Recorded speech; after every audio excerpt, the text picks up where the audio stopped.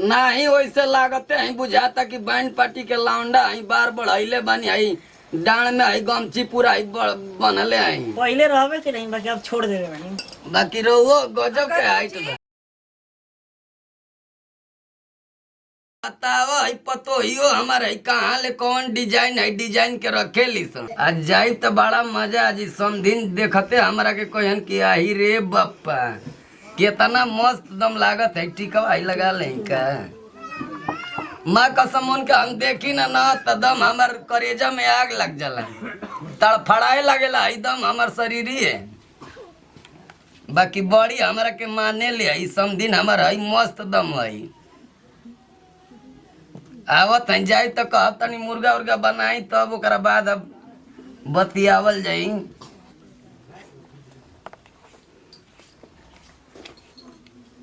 एकदम नीमन है लागे लगल का ये भैया हई का रे एकदम पूरा है लंबा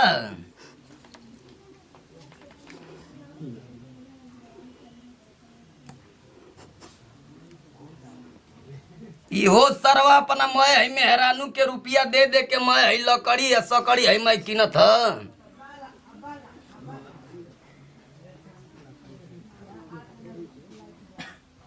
इ लाल लगत ह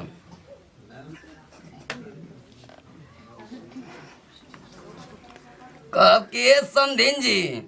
अब हम आ गए है रेडी होके रहुए है चलते चले दे पैसा देबे करी सरवा कहता 500 1000 उनकर ले एको रुपया हमरा छोड़े के ना निकला बा का करत रहो बाबूजी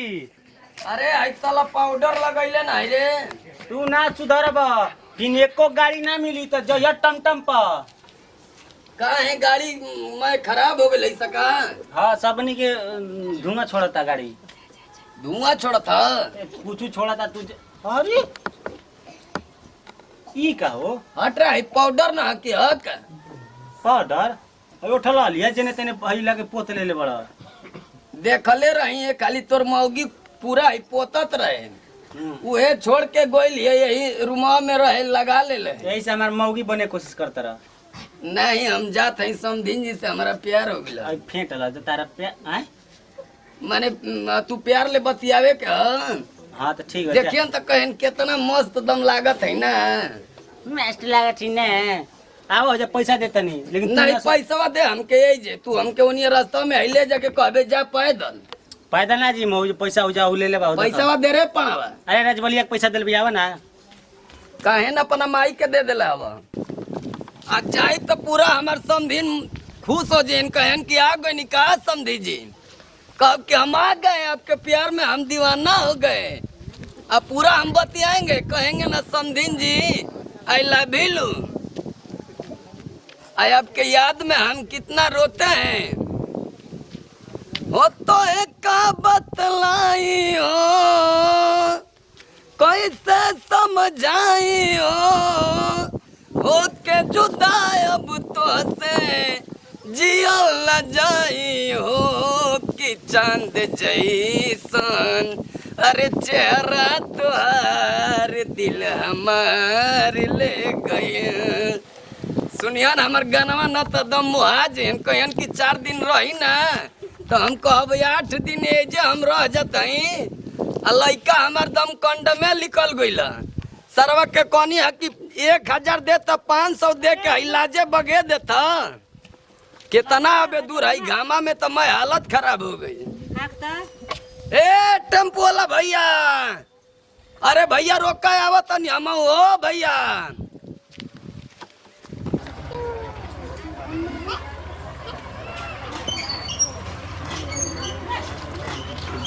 ए भैया हमारे समधिन जी के है देखो अंगवा वाला है तुअरिया ए भैया रुका रुका ए भैया कहनी अब भैया पैसा तो ना ले ले आज बड़ा ऐसे ही वीडियो घुमा माने हतनिए दूर के पैसा ले बा कितने में जरा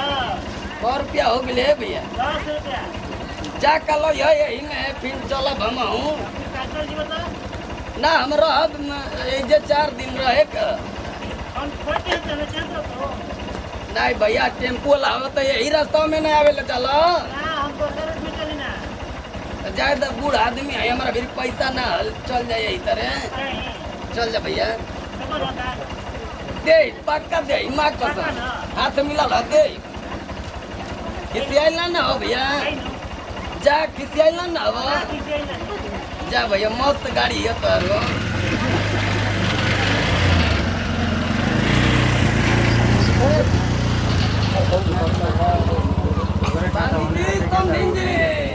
समधिन जी बानी जी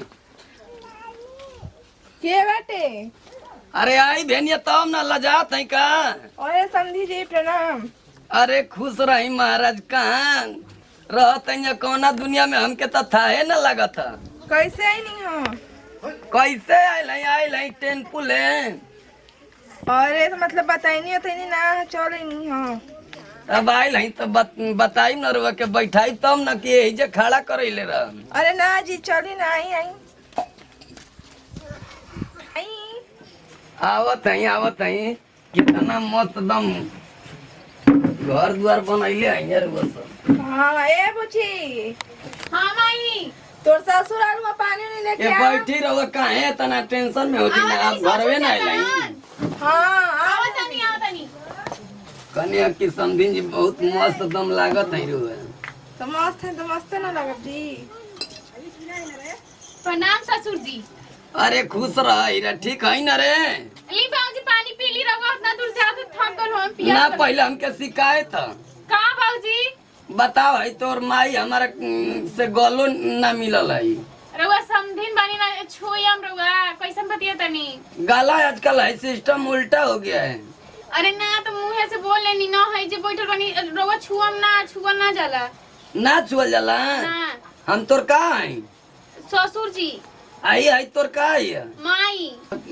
माने अब कहत है कि छुअल ना जाला है हमनी के समधिन है त ना छुआ सकेली ना छुअल जाला रउआ कैसन बतिया तनी ली पानी पी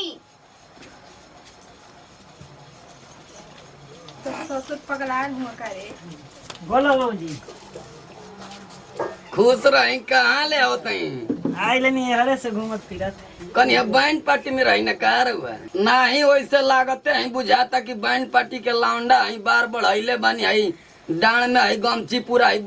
बनले है पहले रहबे के नहीं बाकी अब छोड़ देबे बानी बाकी रोवो गजब के हाइट बा खाली पानी दे दी हो अरे लिया तनी मैं भूल गई नहीं गोड़ वो लोग नहीं छुआ होतन लेके हाय का कहता ना मैं देख के समझाओ ना 1.5 फीट के तो ये है रोवा ली बाबूजी लड़का का मजाक उड़ावत है का हटाओ रे हमके पानी है देखो अरे ले। तनी समधिन जी ले जो ना रे पानी है छुछे दे ले अरे दिखा बाबू वो तनी के गोड़ वाला नहीं छुआ तो हाल चल पी ली ना एकरा के हमको हत है समझाते हैं ई जाले हमेशा तो हमारा के अब और हन देते हैं रोवा से बाजे ले हमारा ले का बाबूजी अरे ना पिया ले जो चुप रहो कि ना मार दो पड़ा का तो उनके बहिनी बता दे छोई अकर बुची तू मतलब ससुराली जाली तो ये कुछ सुनावत है ना अरे ना माई अरे माई का बाबूजी का कहता नहीं काहे हमारा के टाइम ले खाए देली रे इनका भी का बैठे इतना झूठ बोला ना बना के दिले रवा के इनका भी नहीं के बैठे चल चल घर चल ता तू जाए जले बाहरी जा हमके हटाई जले बतियावे का हां तो बतियाओ एक इनका ले चल अरे तारा माई ले ना हमारा काम हो माई ले हाँ माई के ले कौन काम लागता है कौन अब रह दे हम पानी ना पिए बटाओ कर बाबूजी ने पी ली ना